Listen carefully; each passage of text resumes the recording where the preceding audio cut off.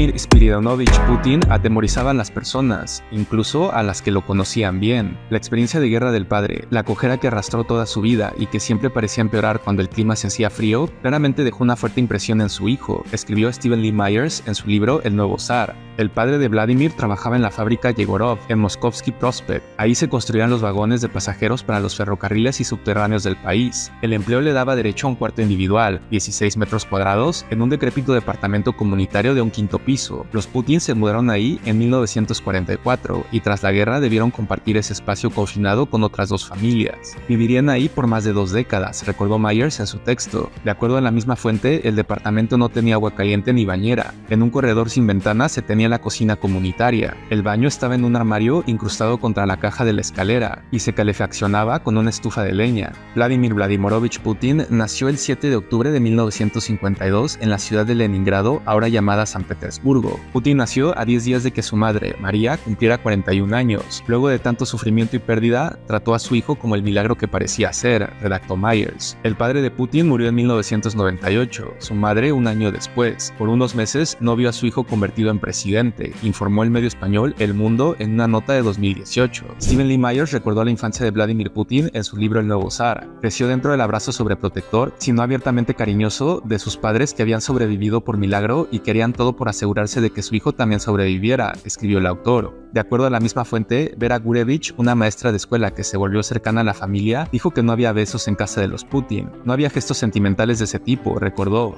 El 1 de septiembre de 1960, Vladimir comenzó a asistir a la escuela número 193, ubicada sobre la misma calle en la que vivía. El niño carecía de la adaptación social que habría desarrollado si hubiera crecido rodeado de niños. Se presentó el primer día sin flores para la maestra, según dictaba la costumbre, sino con una planta en maceta, redactó Myers. En la escuela era un estudiante indiferente, petulante e impulsivo, probablemente un poco malcriado. Vera Gurevich lo llamaba trompo, porque ingresaba en el aula dando vueltas en círculo. Su comportamiento era muy disruptivo dentro y fuera del aula, agregó el autor. Más de 60 años después, la maestra Vera Gurevich y Putin se mantienen en contacto. Durante la toma de posesión como presidente de Rusia para un quinto mandato de 6 años, recibió a Gurevich en el Gran Palacio del Kremlin. Al evento acudieron los altos cargos de su gobierno. Sin embargo, Putin también recibió la visita de una persona cercana que lo conoce desde la infancia. Su maestra Vera Gurevich, informó el medio español 20 minutos sobre el evento de mayo del 2024. En los videos que han sido publicados en redes sociales a lo largo del día, se aprecia el emotivo encuentro que tuvo Putin con quien fuera una de las personas que lo formó y ayudó a moldear su carácter. Gurevich entra con los brazos abiertos a una sala del Kremlin y abraza al líder ruso, quien la espera con un ramo de flores amarillas. Putin le da un beso en la mejilla, sonríe y le entrega el ramo, agregó el medio. En 1965, una de las novelas más populares de la década en la Unión Soviética fue un relato de espionaje, El escudo y la espada, de Vadim Koshechnikov.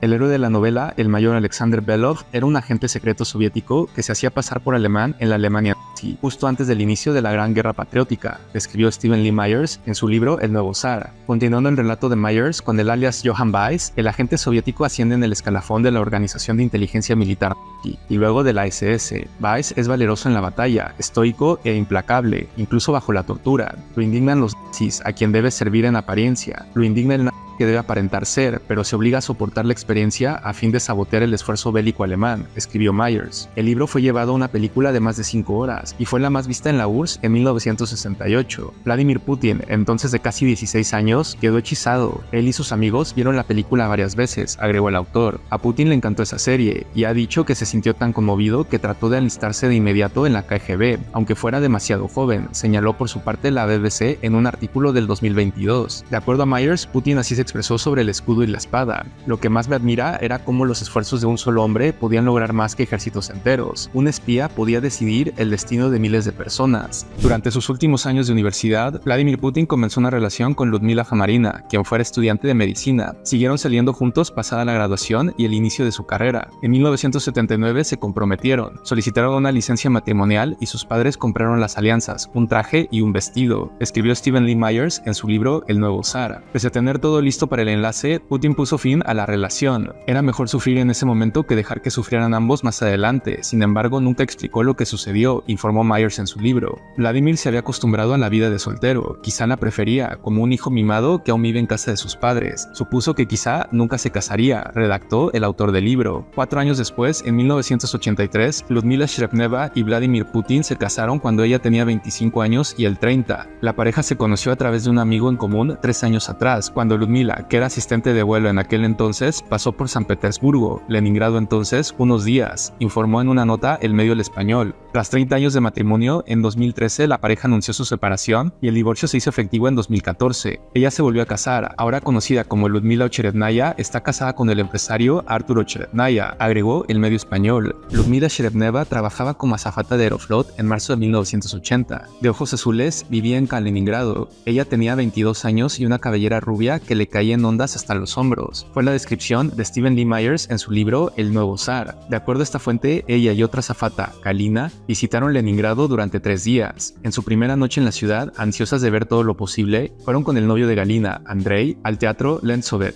Galina había invitado a Ludmila y entonces Andrei llevó a su amigo, Vladimir, redactó Myers. El autor del libro redactó que Ludmila quedó muy poco impresionada al principio, con la ropa gastada que vestía Putin y su comportamiento discreto. Si lo hubiera conocido en la calle, no le habría prestado atención, recordó años después, de acuerdo a Myers. Sin embargo, durante el intervalo, le pidió con bastante audacia si podía ayudarlos a conseguir entradas para el musical de la noche siguiente. Vladimir lo hizo y al final de la segunda velada le dio a ella su número telefónico, agregó el autor. En 1983, Ludmila Srebneva y Vladimir Putin se casaron cuando ella tenía 25 años y él 30. Tras 30 años de matrimonio, en 2013 la pareja anunció su separación y el divorcio se hizo efectivo en 2014. Ella se volvió a casar, ahora conocida como Ludmila Ocherednaya, está casada con el empresario Artur Ocherednaya, informó en una nota el medio El Español. En la década de los 80, Vladimir Putin y su familia vivieron en Dresde, Alemania Oriental. El mayor Putin estableció su vida en Alemania con bastante comodidad. Por primera vez en su vida adulta, dejó de practicar judo y abandonó la ejercitación regular. Aunque no fue bebedor, adquirió un gusto por la cerveza, especialmente la Radenberg Pilsner, escribió Stephen Lee Myers en su libro El Nuevo Zar. De acuerdo a la misma fuente, como marido y padre resultó ser algo machista. Se negaba a ayudar con las compras, la cocina o cualquier otra cosa que tuviera que ver con las tareas domésticas, pues creía en la división tradicional de los roles maritales, escribió el autor. En tanto, su esposa Ludmila lo calificó como el proveedor y defensor, y a ella le tocaba arreglarse con el resto. Para comer era muy selectivo, hasta el punto de rehusar a tocar platos que no le gustaban, por lo que ella perdía la paciencia al cocinarle. Nunca celebraba sus aniversarios de bodas, redactó Myers. El 5 de diciembre de 1989, a pocos días de la caída del muro de Berlín, en la ciudad de Dresde una muchedumbre asaltó el cuartel de la Stasi, y luego un grupo de manifestantes se dirigió a los cuarteles de la KGB. El guardia que estaba en la puerta inmediatamente se retiró hasta la casa, recordó uno de los miembros del grupo, Siegfried Dana, de acuerdo a una nota de la BBC. Dana agregó que poco después apareció un oficial. No intenten entrar a la fuerza, mis camaradas están armados y tienen autorización para usar sus armas en caso de emergencia, escuchó Dana. El grupo se retiró. Putin llamó al comando militar soviético en la zona para pedir protección. La respuesta que recibió le produjo un choque devastador que le cambió la vida, señaló la BBC.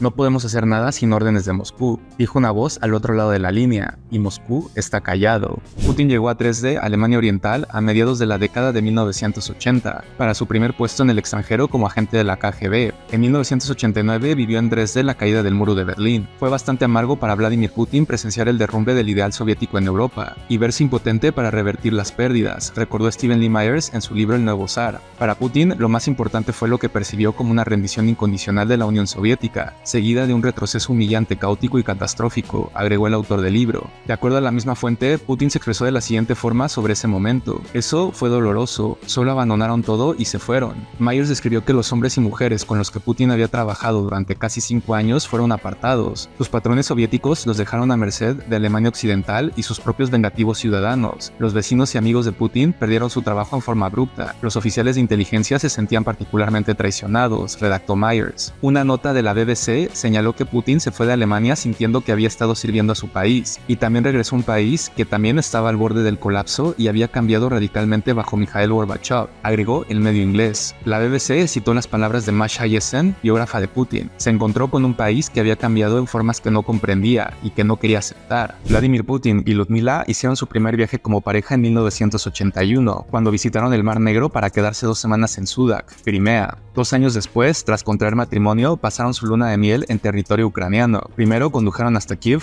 donde se encontraron con amigos que viajaron con ellos y con quienes con frecuencia compartieron la habitación, escribió Stephen Lee Myers en su libro El Nuevo Zar. Recorrieron Moldavia, luego Leópolis en Ucrania Occidental, Mykolaiv y finalmente Crimea, y ahí se quedaron en Yalta, todos sitios de vacaciones emblemáticos del vasto imperio soviético, agregó el periodista. De acuerdo a la misma fuente, en Yalta los recién casados tuvieron un dormitorio propio y se quedaron ahí por 12 días, nadando y tomando el sol en la orilla rocosa. Para él, Crimea era un lugar mágico y sagrado, escribió el autor del libro. Una nota de la CNN fecha el 24 de febrero de 2022 como el inicio del conflicto bélico entre Rusia y Ucrania, cuando tropas rusas provenientes de Rusia y Belarus cruzaron la frontera en varios puntos e invadieron Ucrania, tras meses de tensiones y acumulación de fuerzas militares, informó el medio. Ucrania, una ex república soviética independizada en 1991, mantiene una difícil relación histórica con su vecina Rusia, y en las últimas décadas se ha acercado a la Unión Europea y la OTAN, formada en 1949 para contrarrestar a la Unión Soviética, agregó la CNN. Durante los inicios de la década de los 90, Rusia enfrentó dificultades económicas. La heredera empequeñecida de la Unión Soviética podía ahora establecer un gobierno democrático, poner fin a su aislamiento durante la Guerra Fría y abrirse a Europa y el resto del mundo, escribió Stephen Lee Myers en su libro El Nuevo Zar. De acuerdo a la misma fuente, Vladimir Putin, en su primera incursión en la escena pública en 1991, se retrató a sí mismo como un demócrata declarado, pero incluso entonces, en los albores de la democracia en Rusia, hizo la advertencia de que el imperativo de un Estado fuerte y la voluntad de la gente para aceptarlo, incluso desearlo, seguía siendo parte del temperamento colectivo ruso, escribió el autor del libro. Más allá de lo triste o terrible que suene, creo que un giro hacia el totalitarismo por un tiempo es posible en nuestro país. Sin embargo, el peligro no debería verse en los órganos de cumplimiento de la ley, los servicios de seguridad, la policía, ni siquiera en el ejército. El peligro reside en la mentalidad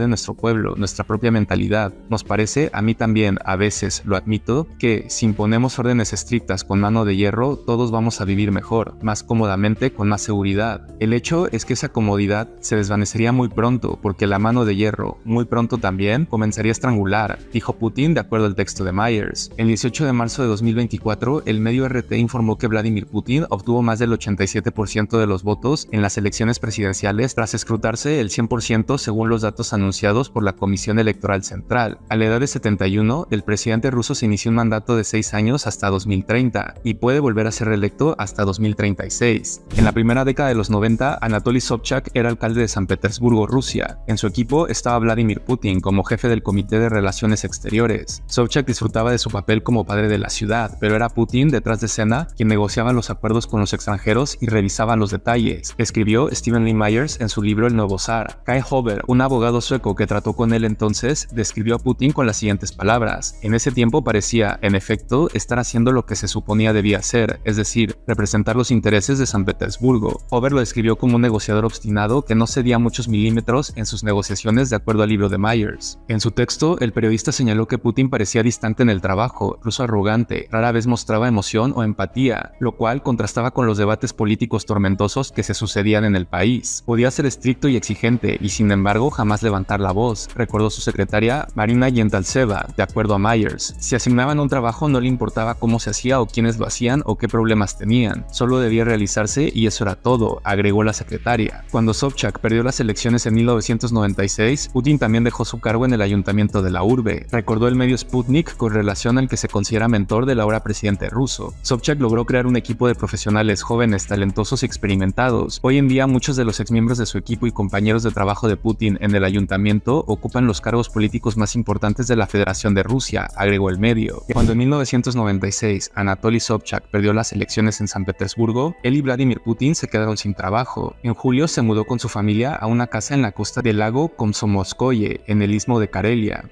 La casa de Putin en esa comunidad estaba hecha de ladrillo rojo y revestida de madera en el interior. Tenía 2 plantas y una amplia vista del lago. Su tamaño de solo 150 metros cuadrados en total era relativamente modesto, pero estaba ubicada en la costa del lago, rodeada de bosques, en un lugar donde podía dedicarse a contemplar su repentino e incierto futuro, escribió Stephen Lee Myers en su libro El Nuevo Zar. De acuerdo a la misma fuente, el 12 de agosto de 1996, Putin regresaba de una zambullida en el lago cuando vio humo en su casa. Un calentador había iniciado iniciado un fuego que pronto se extendió por su propiedad. Su hija menor, Katia, salió corriendo por la cocina. Putin encontró a su hija mayor, Masha, y a una amiga, Marina, en la planta alta, y mientras las llamas trepaban por las escaleras, las bajó por el balcón usando sábanas a manera de soga. Cuando los trabajadores despejaron los escombros, encontraron entre las cenizas la cruz de aluminio que su madre le había dado cuando él y Sobchak viajaron a Jerusalén. Hacía 3 años. Se la había sacado durante el baño de vapor y en la confusión del fuego la había olvidado. Lo consideró una revelación y más adelante dijo que nunca se la volvió a quitar, escribió Myers. Se hacen conocer como Katerina Tikhonova y María Vorotsova, pero su nombre de nacimiento incluye un apellido que causa temor en Ucrania y en Europa, informó el medio español El Mundo acerca de la actualidad de las hijas de Putin. Tras décadas de relativo anonimato, su condición de hijas de Vladimir Putin las ha hecho protagonistas en los medios de comunicación en las últimas horas y reconocidas sus identidades, agregó el medio. A principios de 1998, Valentin Yumashev, un asistente cercano del entonces presidente Yeltsin, habló con Boris Berezovsky, quien tenía el control de Aeroflot. Yumashev buscó conocer la opinión de Berezovsky acerca de Putin, pues era candidato a director del Servicio Federal de Seguridad, FSB por sus siglas en ruso. Yeltsin quería limpiar la casa, explicó Yumashev, y le preguntó si tenía alguna impresión de Vladimir Putin, escribió Stephen Lee Myers en su libro El Nuevo Zar. De acuerdo a esta fuente, Berezovsky recordó que años atrás en San Petersburgo quería abrir una concesionaria de autos y se sorprendió cuando Putin rehusó incluso considerar un soborno que presumiblemente él estaba dispuesto a ofrecer. Era el primer burócrata que no aceptaba sobornos, dijo Berezovsky. En serio, me causó una impresión muy fuerte, agregó. Putin fue nombrado director del FSB el 1 de julio de 1998 y permaneció en ese puesto hasta el 1 de julio de 1999. De acuerdo a una nota de la BBC, el Servicio Federal de Seguridad se creó en 1995 y tiene la tarea de abordar las posibles amenazas contra el Estado. Este organismo coopera con fuerzas policiales extranjeras en la lucha contra el yihadismo y contra algunas bandas de crimen organizado, señaló la BBC. El medio refirió que parte del trabajo del FSB es evitar cualquier levantamiento de tinte pro-occidental en Rusia, como la Revolución de las Rosas en Georgia en 2003 y la Revolución Naranja de Ucrania en 2004. En 1999, la guerra aérea de la OTAN contra los Balcanes comenzó el 24 de marzo y duró 78 días. Cada bomba o misil que cayó sobre Serbia fue percibido como un ataque contra Rusia, escribió Stephen Lee Myers en su libro El Nuevo Zar. Tras los bombardeos, Milosevic aceptó las exigencias de la OTAN y retiró de Kosovo las fuerzas serbias para hacer lugar a una fuerza de pacificación internacional. Rusia exigía ser parte de la fuerza, pero se negaba a estar en modo alguno bajo el comando de los generales de la OTAN. Vladimir Putin, recién designado jefe del Consejo de Seguridad, tomó parte en las negociaciones en la misión de pacificación. Me impactó su capacidad para transmitir autocontrol y confianza en un tono neutro y suave, escribió Stroop Talbot, entonces vicesecretario de Estado, respecto a su primera reunión con Putin el 11 de junio, el día antes de que los pacificadores de la OTAN avanzaran a Kosovo desde Albania y Macedonia. De acuerdo a Myers, durante la reunión, los estadounidenses recibieron una nota de que Rusia amenazaba con enviar a sus pacificadores a Kosovo sin la coordinación de la OTAN. Putin calmó a Talbot diciéndole que nada había cambiado en los acuerdos alcanzados y que nada inapropiado iba a ocurrir, redactó el periodista. Cuando las tropas británicas llegaron al aeropuerto en la mañana del 12 de junio, unos 200 rusos ya estaban ahí en vehículos blindados. Cuando el general Michael Jackson, el reciente nombrado comandante británico para el esfuerzo de la pacificación, aterrizó ahí y se preparó para anunciar el lanzamiento exitoso de la misión, uno de los vehículos rusos avanzó cruzando por la conferencia de prensa improvisada sobre el asfalto. Un comandante del escuadrón ruso iba con mitad del cuerpo fuera de la torreta y con una discernible sonrisa de superioridad en el rostro, redactó el autor del libro. El general Wesley Clark, comandante en jefe de la OTAN, le pidió a Jackson que impidiera ese despliegue ruso. Jackson se negó. Señor, no voy a iniciar la tercera guerra mundial por usted. El 28 de mayo de 2024, Vladimir Putin amenazó a Europa con graves consecuencias en caso de que los países de la OTAN permitieran a Ucrania el uso de armamento occidental contra objetivos en territorio ruso, informó el medio Forbes. Estos representantes de los países de la OTAN, especialmente en Europa, especialmente en países pequeños, deben ser conscientes de con qué están jugando. Deben recordar que, por regla general, se trata de estados con territorios pequeños, pero densamente poblados, dijo Putin en rueda de prensa al término de su visita a Uzbekistán. En el verano de 1999, la salud del padre de Putin se había deteriorado mucho. A pesar de sus responsabilidades siempre crecientes en el Servicio Federal de Seguridad y el Consejo de Seguridad, Putin viajaba a San Petersburgo por lo menos una vez a la semana para verlo, escribió Stephen Lee Myers en su libro El Nuevo Zar. María, la madre de Vladimir Putin, murió en 1998. Ambos habían vivido lo suficiente para verlo ascender por entre las filas de los gobiernos municipal y federal que siguieron a las ruinas de la Unión Soviética, recordó Myers en su texto. De acuerdo a la misma fuente, la relación de Putin con su padre nunca fue estrecha, pero el orgullo del anciano y taciturno veterano se podía palpar. En su lecho de muerte exclamó: "Mi hijo es como un zar". Vladimir Spiridonovich Putin falleció el 2 de agosto de 1998. 1999. Cuando Putin regresó del funeral, Boris Yeltsin le ofreció el puesto de primer ministro. La guerra de Chechenia había sido impopular y afectó la imagen de Boris Yeltsin. A sus 46 años, Putin sentía que se le había asignado una misión histórica. Recordó cuando era un niño pequeño en el patio y los bravucones aseguraban que le patearían el trasero. No, esta vez. En el Cáucaso iba a reventar a esos bandidos, sentenció Myers. El 14 de diciembre de 1999, Yeltsin convocó a Vladimir Putin a su residencia en Gorky 9 para una reunión secreta. Se reunió a solas con su primer ministro. De acuerdo a Stephen Lee Myers en su libro El Nuevo Zar, Yeltsin le confesó que quería dimitir ese año. El nuevo siglo debe comenzar con una nueva era política, la era de Putin, ¿entiendes?, le dijo Yeltsin. De acuerdo a la misma fuente, Putin guardó silencio. Su reacción hizo que a Yeltsin se le encogiera el corazón, escribió el autor. No estoy listo para esa decisión, Boris Nikolayevich, contestó finalmente Putin. Es un destino bastante difícil, agregó. Myers recordó que Yeltsin dijo que regresaría a la construcción o se mudaría a Sverdlovsk, donde había comenzado su carrera. Miró por la ventana el paisaje gris y nevado, perdido en sus pensamientos. Tras un interludio, regresó al asunto que los ocupaba, escribió el autor del libro. No me has respondido, le dijo a Putin, quien después de la charla aceptó. Nadie más supo de esa conversación, según Yeltsin, o de la decisión trascendental que habían tomado, concluyó el autor. Boris Yeltsin, el primer presidente de la Rusia postcomunista, murió el 23 de abril del 2007, a los 76 años en Moscú. Su vida estuvo marcada por la lucha por la democracia, pero también se le atribuyen caos y capitalismo irresponsable, informó el medio alemán Deutsche Welle. En junio de 1991, Yeltsin fue el primer presidente de la provincia federada rusa elegido dentro de la Unión Soviética. Tras la caída del enorme imperio, se convirtió en el primer jefe de Estado de la nueva Rusia y permaneció en el cargo hasta fines de 1999, agregó el medio. Stephen Lee Myers describió en su libro El Nuevo Zar la manera en la que la esposa de Putin, Ludmila, se enteró de que su pareja fue nombrado presidente interino de Rusia. Ludmila no había mirado el mensaje televisivo de Yeltsin, pero 5 minutos después de que terminara, una amiga la llamó por teléfono. Luda, te felicito, dijo. Viva a ti, respondió Ludmila, pensando que estaban intercambiando buenos deseos de año nuevo. Su amiga tuvo que explicarle que su esposo acababa de convertirse en el presidente interino del país, escribió el autor. Putin no había divulgado el secreto de Yeltsin luego de su primera reunión el 14 de diciembre, y el momento elegido tras la segunda, el 29 de diciembre.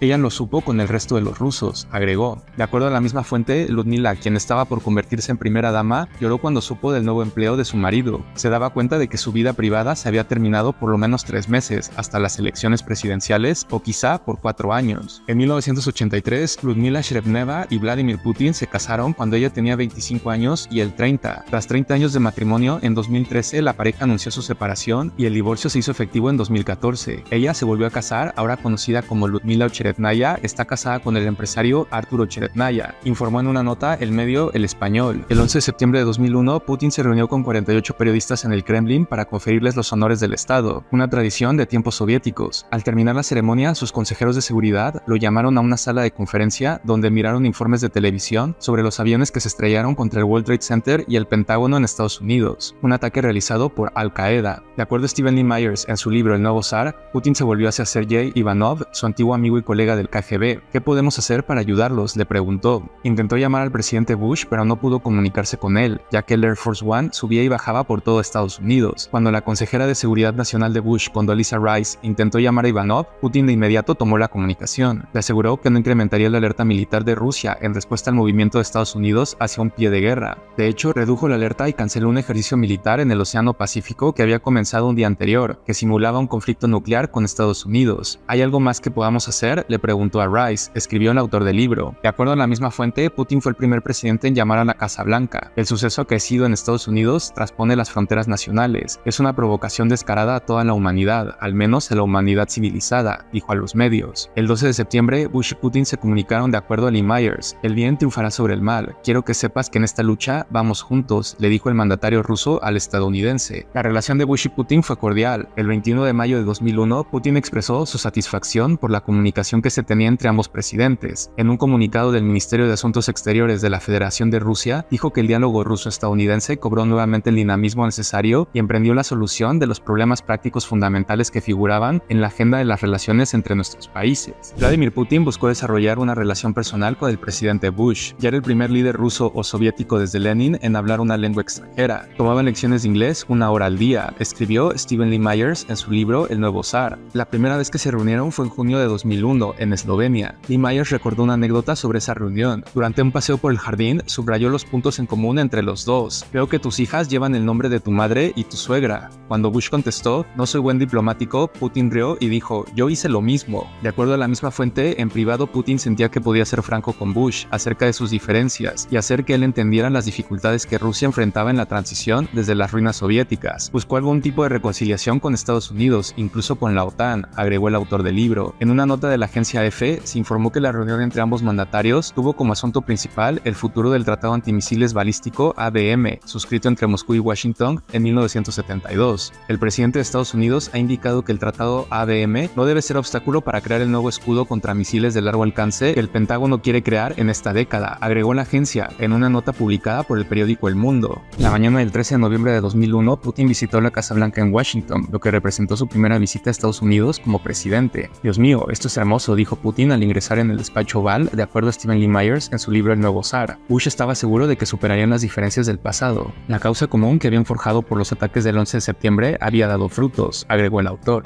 De acuerdo a la misma fuente, al día siguiente los Putin volaron al rancho de Bush en Crawford, Texas. Luzmila le entregó a Laura Bush una rosa amarilla, símbolo de la sabiduría de Texas. Cuando finalmente comenzó la cena, comieron carne asada y escucharon al pianista Van Cliburn y a una banda de swing country, agregó el autor. Lee Myers recordó que cuando Putin ofreció un brindis, sonó conmovido en lo personal. Nunca he estado en el hogar de otro líder mundial. Estados Unidos tiene suerte de tener en una época tan crítica de su historia a un hombre de ese carácter al timón, dijo el mandatario ruso. 6 años después, en una reunión en Múnich en 2007, la relación ya no era la mejor. De acuerdo a la agencia Reuters, Putin hizo mención de las intenciones de Estados Unidos por marcar agenda en el mundo, a lo que Bush contestó, es una relación complicada, es una relación en la que hay desacuerdos, pero también hay una relación en la que podemos encontrar puntos en común para resolver problemas, y ese es el espíritu con el que seguiré trabajando con Vladimir Putin. Vladimir Putin no consideraba a Saddam Hussein como una amenaza, eso pensaba el presidente estadounidense George W. Bush a principios del milenio cuando Estados Unidos estaba al borde de un conflicto con Irak. Putin intentó mediar despachando a Yevgeny Primakov en una misión secreta para persuadir a Saddam Hussein de renunciar, redactó Stephen Lee Myers en su libro El Nuevo Zar.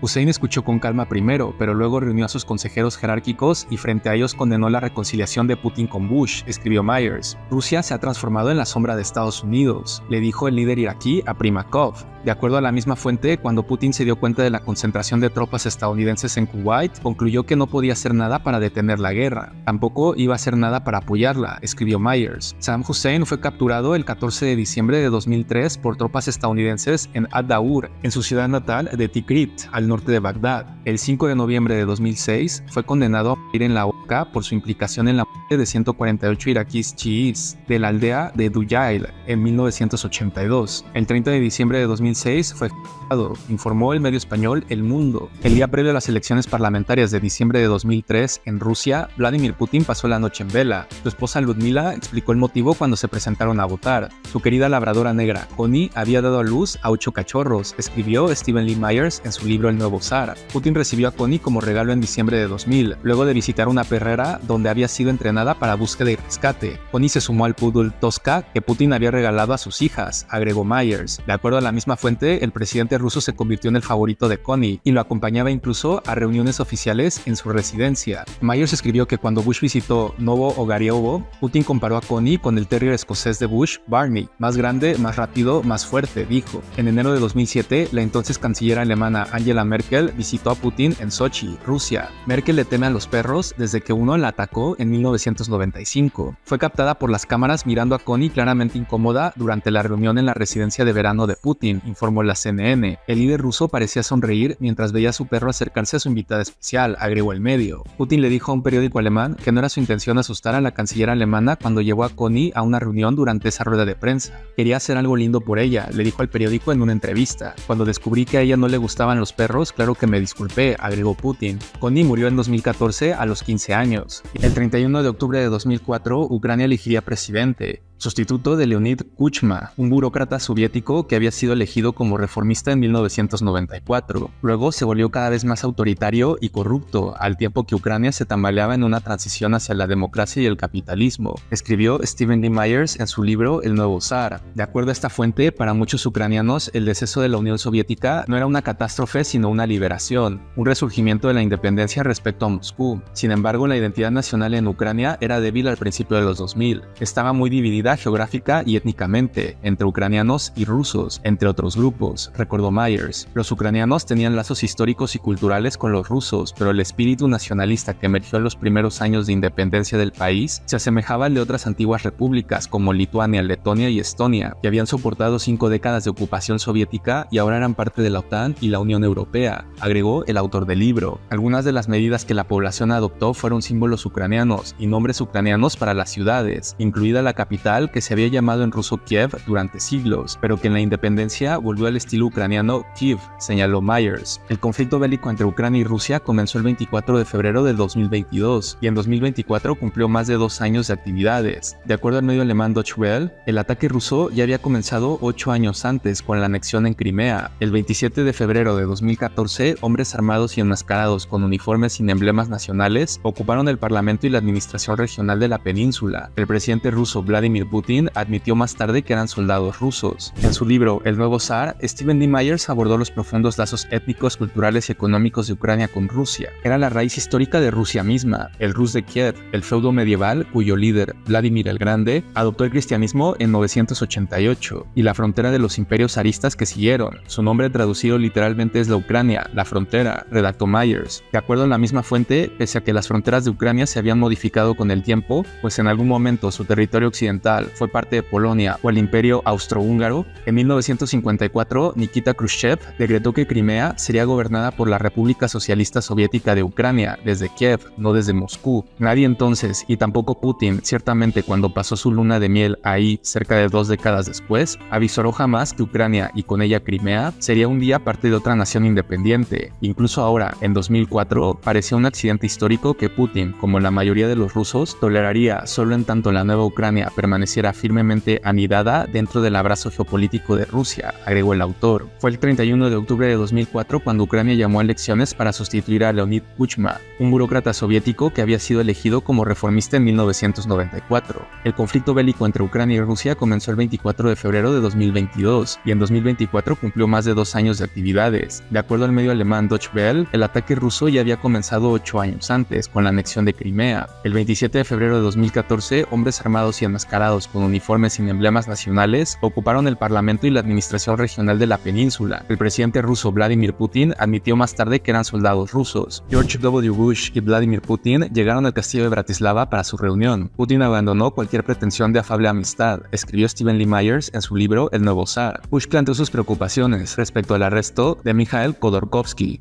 opositor de Putin en Rusia, la estrangulación de los medios y la falta de progreso en materia de democracia, escribió Lee Myers. Putin contraatacó. Dijo que el procesamiento de Khodorkovsky no era diferente del procesamiento de Enron, la compañía de energía con sede en Texas, que cayó en bancarrota en 2001. Esto casi duró 2 horas. El tono de Putin era burlón y sarcástico, lo cual irritó a Bush, agregó el autor. De acuerdo a la misma fuente, Putin le dijo a Bush que no lo sermoneara sobre la prensa libre. No después de que despediste al reportero, agregó. Bush quedó desconcertado por un momento.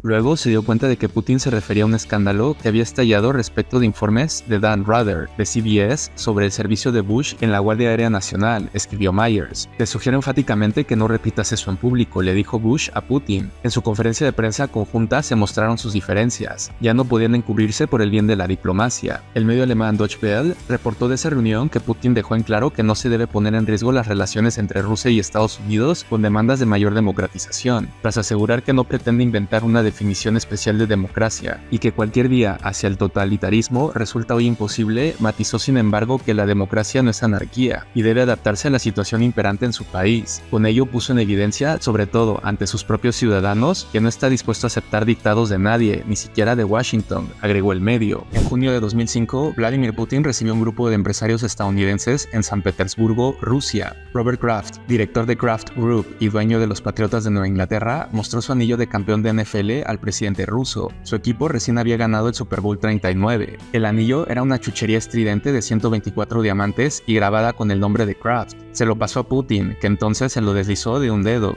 Escribió Stephen Lee Myers en su libro El Nuevo Zar. Cuando finalizó la sesión de fotos, Kraft tendió la mano para recuperar el anillo, pero Putin lo deslizó dentro de su bolsillo. Se dio una vuelta con sus asistentes y se fue, agregó el autor. De acuerdo a la misma fuente, Putin entendió que el anillo era un regalo. Kraft estaba trastornado por el malentendido. Mandó a hacerse otro anillo y el original fue a parar a la biblioteca del Kremlin, donde se guardan los obsequios al jefe de Estado, escribió Myers. Casi 20 años después, Kraft, a inicios de mayo de 2024, le pidió a Putin que le devolviera su maldito anillo. El comentario se produjo durante Roast al ex mariscal de campo de los Patriotas, Tom Brady, que fue transmitido por Netflix. Con el micrófono en la mano, Kraft se burló de su ex mariscal de campo estrella, pero también habló directamente con Putin y le dijo en la cámara: en caso de que Vladimir Putin esté mirando, devuélveme mi maldito anillo, reportó el medio de Hill. Mientras que Bush se encontraba en la inauguración de los Juegos Olímpicos de Beijing el 8 de agosto del 2008, recibió un mensaje de uno de sus asistentes. La ofensiva rusa en Georgia había comenzado. Putin estaba unos pocos lugares por delante de él en la fila, pero el protocolo mandaba que Bush hablara con su homólogo presidencial primero, de modo que Bush esperó a regresar al hotel para llamar a Medvedev y lo instó a detener la contraofensiva, escribió Stephen Lee Myers en su libro El Nuevo Zar. Vamos a estar del lado de ellos, dijo Bush refiriéndose a los georgianos. Medvedev tomó el cargo de presidente de Rusia el 7 de mayo de 2008 y permaneció ahí hasta el 7 de mayo de 2012. Vladimir Putin fue su primer ministro por ese periodo de tiempo. Bush había apoyado a Mikhail Saakashvili, quien había tomado la presidencia de Georgia en enero de 2008, con entrenamiento militar y la promesa de membresía en la OTAN en la cumbre de Bucarest en abril, de acuerdo a Lee Myers. Esto a pesar de las advertencias personales de Putin a Bush acerca de que dicha invitación constituía una provocación para Rusia, agregó el periodista. En su libro, Stephen Lee Myers describió primero la charla entre Bush y Medvedev. El ruso comparó a Saakashvili con Saddam Hussein. Después, Bush confrontó a Putin en Beijing en el Estadio Nido de Pájaros, antes de la apertura de los Juegos Olímpicos esa noche. Te advertí que Saakashvili tenía sangre caliente, dijo Bush. También yo tengo sangre caliente, replicó Putin. No, Vladimir, tú tienes sangre fría, le contestó el estadounidense. De acuerdo al medio Euronews, los enfrentamientos entre las tropas georgianas y las fuerzas separatistas estallaron a principios de agosto de 2008. Los tanques rusos entraron en Osetia del Sur con el pretexto de ayudar a sus ciudadanos. Muchos osetios tenían ya pasaportes rusos, informó el medio. En pocos días, Rusia logró restablecer el control expulsando a los georgianos de Osetia del Sur, incluso atacando los suburbios de Tbilisi. El final de la guerra de 5 días se saldó con 800 muertos, según una misión oficial de investigación de la Unión Europea, agregó el medio. El medio Euronews informó que los enfrentamientos entre las tropas georgianas y las fuerzas separatistas estallaron a principios de agosto de 2008. Los tanques rusos entraron a Osetia del Sur con el pretexto de ayudar a sus ciudadanos. Muchos osetios tenían ya pasaportes rusos, informó el medio. En pocos días, Rusia logró restablecer el control, expulsando a los georgianos de Osetia del Sur e incluso atacando los suburbios de Tbilisi. El final de la guerra de 5 días se saldó con 800 muertos, según una misión oficial de investigación de la Unión Europea, agregó el medio. El cese al fuego se logró, en parte, a una tensa negociación entre el presidente francés, Nicolas Sarkozy, el entonces presidente ruso, Dmitry Medvedev, y su primer ministro, Vladimir Putin. Sarkozy voló a Moscú para mediar un cese al fuego el 12 de agosto. Encontró a Medvedev tranquilo y optimista, capaz de negociar. Sin embargo, Putin también asistió a la reunión, se mostró bombástico y crudo, y bufó con tal ferocidad contra Saakashvili que el problema parecía profundamente personal, escribió Stephen Lee Myers en su libro El Nuevo Zar. Rusia exigía la destitución de Saakashvili como una condición para la paz. Sarkozy dijo que el mundo no aceptaría el derrocamiento de un líder electo. A Saakashvili lo voy a colgar de las... dijo Putin, molesto, y sobresaltó al líder francés. De acuerdo al libro de Lee Myers, ¿colgarlo?, preguntó Sarkozy. ¿Por qué no? Los estadounidenses colgaron a Saddam Hussein, contestó el ruso. Lo único que pareció calmar a Putin fue que Sarkozy le preguntó si deseaba quedar en la historia con una reputación como la de Bush, concluyó Lee Myers. En junio de 2012, el presidente Barack Obama se reunió con Vladimir Putin, quien volvía a ser mandatario de Rusia. La cita era en el marco de la cumbre del G20 en Baja California, México. Ninguno de los dos se esforzó demasiado por ocultar su desdén por el otro, escribió Stephen Lee Myers en su libro El Nuevo Zar. Putin hizo esperar a Obama más de media hora y cuando los dos salieron de su reunión no sonrieron ni se hablaron. Ambos miraron a la audiencia mientras respondían las preguntas de los periodistas, redactó Lee Myers. La reunión duró casi 2 horas. Obama señaló que Estados Unidos y Rusia apoyaban la implementación de un proceso político en Siria para prevenir la guerra civil. De acuerdo al medio La Voz de América, el presidente de Estados Unidos calificó de francas y amables las conversaciones con Putin, las primeras que ambos tienen cara a cara después de que este asumió otra vez como presidente de Rusia a principios del mes pasado, informó el medio. En el 2011, Vladimir Putin adquirió un nuevo pasatiempo, El hockey era un deporte que también ocupaba a sus amigos Timchenko y los hermanos Rothenberg, Boris y Arkady, que poseían equipos profesionales en la Liga Continental de Hockey de Rusia, escribió Steven Lee Myers en su libro El Nuevo Zar. De acuerdo a Lee Myers, el presidente ruso pasó horas aprendiendo el deporte, un signo de la misma avidez que mostró en aprender artes marciales de adolescente, y pronto estuvo jugando partidos en estadios vaciados de gente excepto a los invitados. El día que regresó al poder como presidente de Rusia en 2012, salió del Kremlin para jugar un partido de exhibición contra leyendas retiradas del hockey. Putin marcó 2 goles, incluido el que ganó el partido con un tiro penal durante el tiempo extra, agregó el periodista. El 29 de diciembre de 2018, Vladimir Putin despidió el año jugando hockey en la Plaza Roja. Pronto llegan las fiestas, disfrutamos con los veteranos, con nuestras leyendas del hockey. Una vez más tenemos la posibilidad de recordar lo que hicieron por el hockey y el deporte ruso en general, dijo Putin a la prensa local, según reportó el medio El Español. Cuando Vladimir Putin regresó a la presidencia de Rusia en mayo de 2012, se vio a Ludmila por última vez en público con él. La ausencia de ella durante la nueva presidencia de Putin se volvió llamativa y avivó nuevos rumores acerca de su separación, escribió Steven Lee Myers en su libro El Nuevo Zar. No aparecieron juntos en público otra vez hasta junio siguiente, a la salida del primero de los 3 actos de un ballet representado en el Kremlin, La Esmeralda, agregó el periodista. En esa ocasión, un corresponsal de un canal de noticias preguntó: hay rumores de que ya no viven juntos, ¿es así? De acuerdo a Lee Myers, Putin inhaló y miró a Ludmila. Luego respondió: es verdad, toda mi actividad, mi trabajo es público, absolutamente público. A algunos les gusta, a otros no. Algunos son completamente incompatibles con eso.